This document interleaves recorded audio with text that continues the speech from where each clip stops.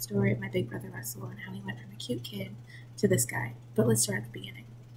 My brother was born on March 26, 1994, to his mom and dad, Jane and Russell Sr. Things are happy and, just normal family, living the dream. They lived at home with my grandparents, which was not ideal, as you can imagine. And not long after Russell was born, Senior left. He had his own problems and couldn't deal with a family. So they broke up, and my mom met my dad, George. And things were so much better for Russell. He was a great guy, and yeah, but again, they started to fight, and Dad left. It was right around the same time that my grandparents got a divorce, so things were really chaotic at home, and Granddad moved out. And they found out that my mom was pregnant with me, and little baby me was born. Then things only got worse for my mom and my brother. They started fighting, and my brother started turning to alcohol and drugs, and eventually marijuana became heroin. So we sent him to rehab, in and out, in and out, in and out.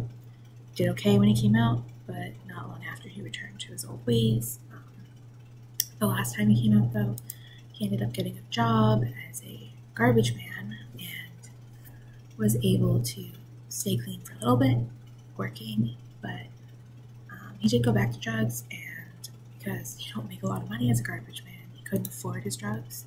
So he started to steal from both our family and strangers just to get another hit. He just needed his drugs to live. So he got arrested, and that's how this picture of him was taken, this mugshot. This is where things got really bad. He came home after he got out of jail, and we were happy. We were so happy to have him home. He was doing great. He was kind of like the happy little kid he used to be before things went to hell, but nothing can stay great for a long time, right? So he went back to alcohol and drugs, and before long, I went to wake him up, and he wouldn't wake up, and turns out he was dead. So instead of planning a family Thanksgiving dinner, we were planning my brother's funeral, which was terrible. Imagine waking up and being, instead of having a Christmas day, you have a funeral. It doesn't feel good. So that's what happened to my brother because of drugs.